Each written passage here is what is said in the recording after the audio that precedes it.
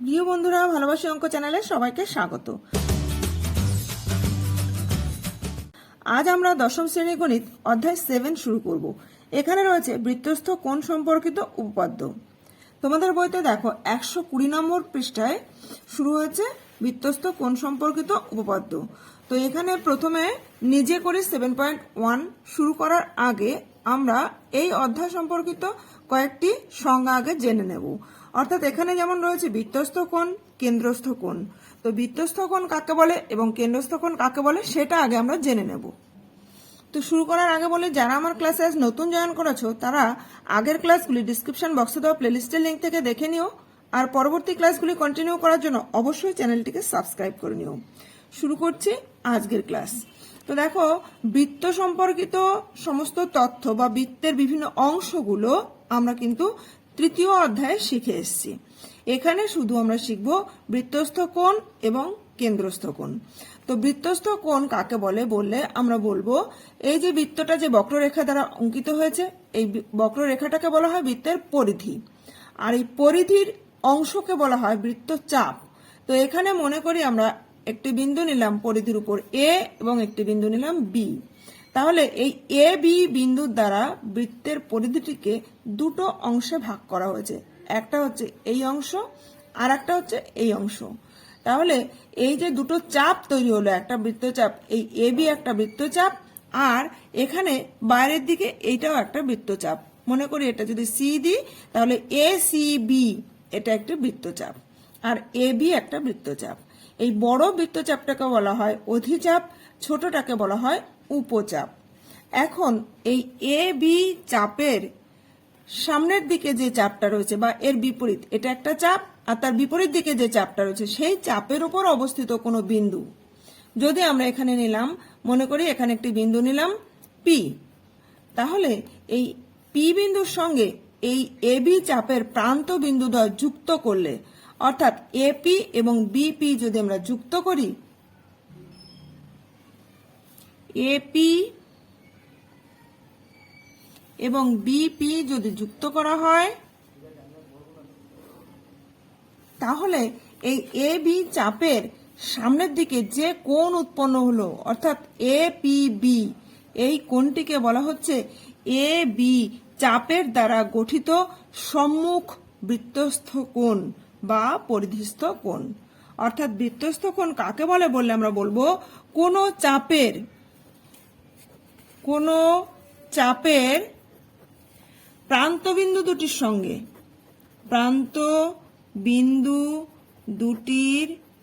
সঙ্গে তার বিপরীত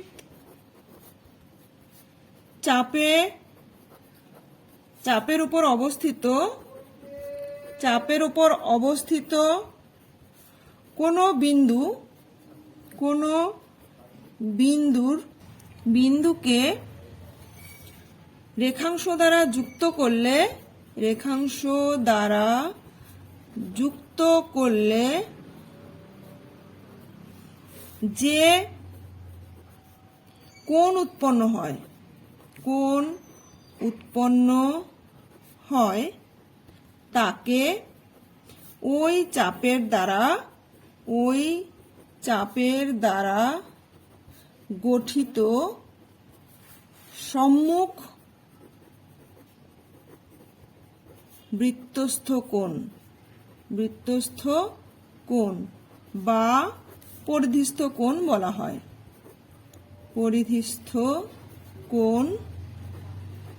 বলা হয়। এখানে এ বি চাপের দ্বারা গঠিত বৃত্তস্থ কোণ হলো এ পি বি। তাহলে আমরা লিখছি এখানে ও কেন্দ্রীয় বৃত্তের এ বি চাপের দ্বারা গঠিত, এখানে আমরা একটা নাম দিয়ে দিতে পারি, মনে করো ডি নাম দিয়ে দিলাম, তাহলে এ ডি বি বললে এই চাপটাকেই বোঝাচ্ছে। তাই এ ডি বি চাপের দ্বারা গঠিত বৃত্তস্থ কোণ বা সম্মুখ বৃত্তস্থ কোণ সম্মুখ বৃত্তস্থ কোণ APB। এখন দেখো এই যে ACB যে চাপ রয়েছে, এই চাপের উপর অসংখ্য বিন্দু থাকতে পারে এবং যে কোনো বিন্দুর সঙ্গেই যদি আমরা A বিন্দু আর B বিন্দু যুক্ত করি তাহলে অসংখ্য কোণ পাবো আমরা এখানে। অর্থাৎ একটি নির্দিষ্ট চাপের উপর গঠিত বৃত্তস্থ কোণের সংখ্যা অসংখ্য হতে পারে। ঠিক আছে, তাহলে আমরা এখানে লিখে নেব একটি নির্দিষ্ট বৃত্তচাপ দ্বারা গঠিত বৃত্তস্থ কোণের সংখ্যা অসংখ্য হতে পারে। বৃত্তস্থ কোণের সংখ্যা অসংখ্য।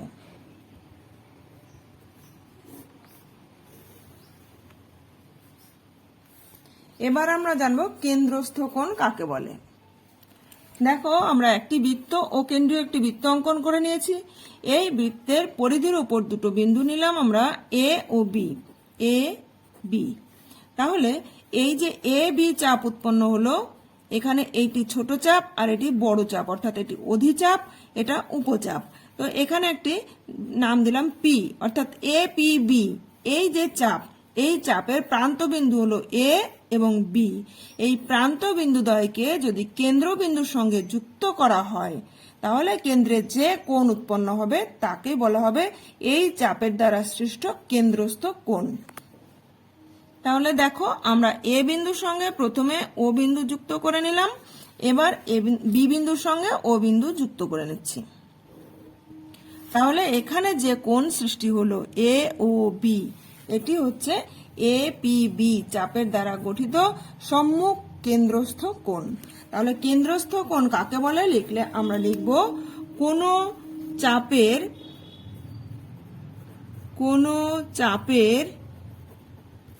প্রান্ত বিন্দুদ্বয়ের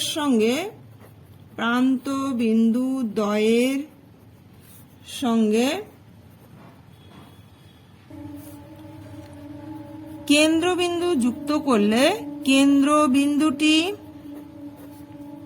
যুক্ত করলে যে কোণ উৎপন্ন হয় তাকে ওই চাপের দ্বারা গঠিত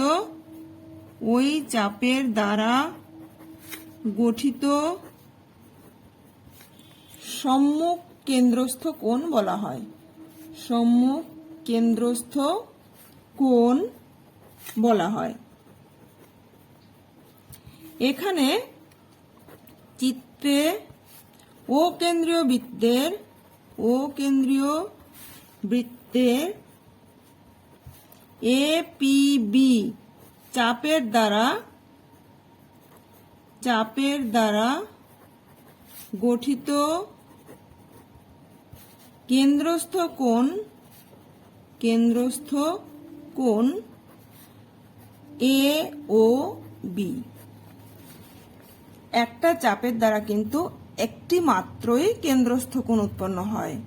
তাহলে এখানে আমরা লিখে রাখছি একটি নির্দিষ্ট চাপের দ্বারা কেবলমাত্র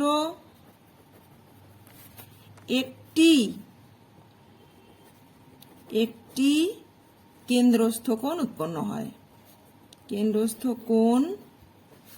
উৎপন্ন হয়। তাহলে আশা করছি তোমরা বৃত্তস্থ কোণ এবং কেন্দ্রস্থ কোণ সম্পর্কে সঠিক ধারণা লাভ করেছো। এবার আমরা চলে আসছি সরাসরি নিজে করি 7.1-এ।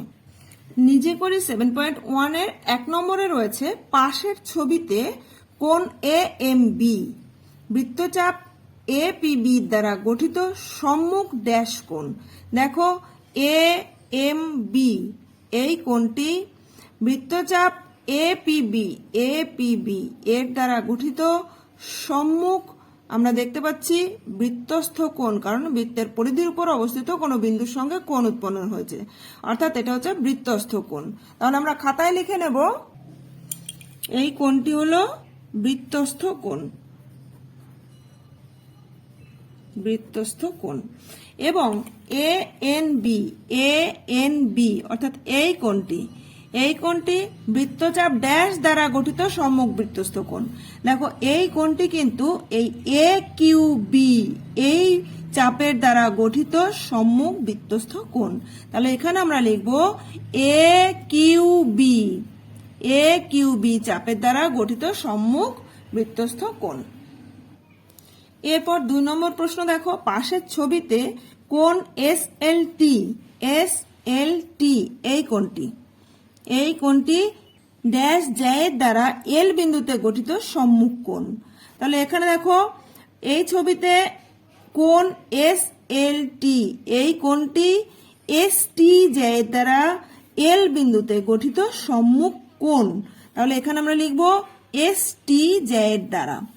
এবার যেহেতু এল বিন্দুটি বৃত্তের পরিধিতে অবস্থিত বা বৃত্তে অবস্থিত, অতএব এই কোণ এসএলটি এটা কিন্তু এই জ্যায়ের দ্বারা গঠিত সম্মুখ বৃত্তস্থ কোণ। সামনে অবস্থিত, তাই প্রথমে বলা হলো সম্মুখ কোণ। যেহেতু এল বিন্দুটি বৃত্তের পরিধির উপর অবস্থিত, তাই এটি একটি বৃত্তস্থ কোণ। তাই আমরা লিখব অতএব কোণ এসটি জ্যায়ের দ্বারা গঠিত সম্মুখ বৃত্তস্থ কোণ।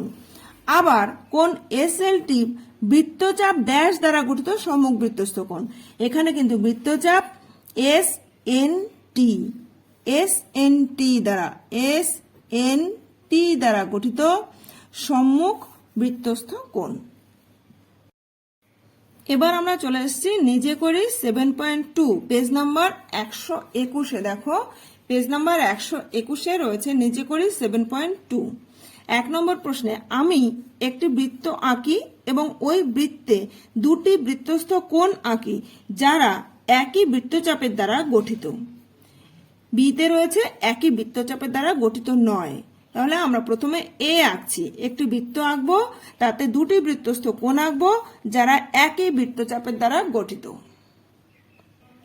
প্রথমে আমরা একটি বৃত্ত অঙ্কন করে নিচ্ছি।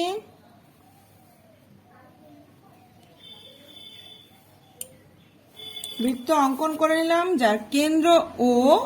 এখন এ নম্বরে রয়েছে একই বৃত্তচাপের দ্বারা গঠিত দুটি বৃত্তস্থ কোণ অঙ্কন করব। তাহলে এখানে একটি বৃত্তচাপ নিচ্ছি আমরা এপিবি, এর দ্বারা গঠিত এপি বৃত্তচাপের দ্বারা গঠিত দুটি বৃত্তস্থ কোণ আঁকবো। তাহলে এখানে আমরা যে কোনো দুটো বিন্দু নিয়ে নেব। মনে করি দুটি বিন্দু নিলাম সি ও ডি। তাহলে প্রথমে সি বিন্দুতে কোণ অঙ্কন করব, তার জন্য এসি এবং বিসি যুক্ত করব।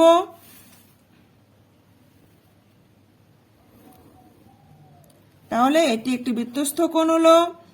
আবার একইভাবে ডি বিন্দুর সঙ্গে এ বিন্দু যুক্ত করব এবং ডি বিন্দুর সঙ্গে বি বিন্দু যুক্ত করব। তাহলে এখানে আর একটি কোণ উৎপন্ন হলো এডিবি, অর্থাৎ কোণ এসিবি এবং কোণ এডিবি উভয়ই কিন্তু এপিবি একই বৃত্তচাপের দ্বারা গঠিত সম্মুখ বৃত্তস্থ কোণ। তাহলে এখানে আমরা লিখছি কোণ, এটা এ নম্বর চিত্র, কোণ এসিবি ও কোণ এডিবি উভয়ই একই বৃত্তচাপ এপিবি এর দ্বারা গঠিত বৃত্তস্থ কোণ। এবার আমরা বি এর চিত্রটি আঁকবো। তাহলে এখানে বি দাগ নম্বর দিয়ে নিচ্ছি। বি এর চিত্রটি আঁকার জন্য প্রথমে একটি বৃত্ত অঙ্কন করে নিচ্ছি। প্রথমে আমরা একটি বৃত্ত অঙ্কন করে নিলাম।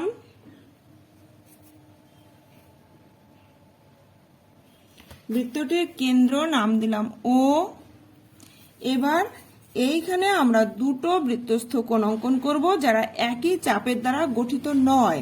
তাহলে এখানে আমরা একটা চাপ নিচ্ছি, মনে করি এ পি একটা চাপ, আবার এ বি একটা চাপ। তাহলে এ পি এই চাপের দ্বারা গঠিত একটি সম্মুখ বৃত্তস্থ কোণ অঙ্কনের জন্য আমরা এখানে একটা বিন্দু নিয়ে নিলাম সি। তাহলে এবার A C R P C যুক্ত করব। A C R P C যুক্ত করছি।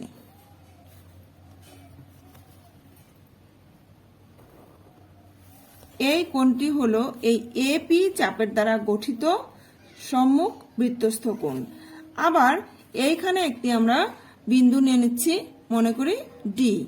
তাহলে এডি আর বিডি যুক্ত করব। এডি এবং বিডি যুক্ত করলাম। তাহলে এখানে যে কোণটি উৎপন্ন হলো এডিবি, এই কোণটি কিন্তু চাপ এ বি এর উপর অবস্থিত, চাপ এ বি এর দ্বারা গঠিত সম্মুখ বৃত্তস্থ কোণ।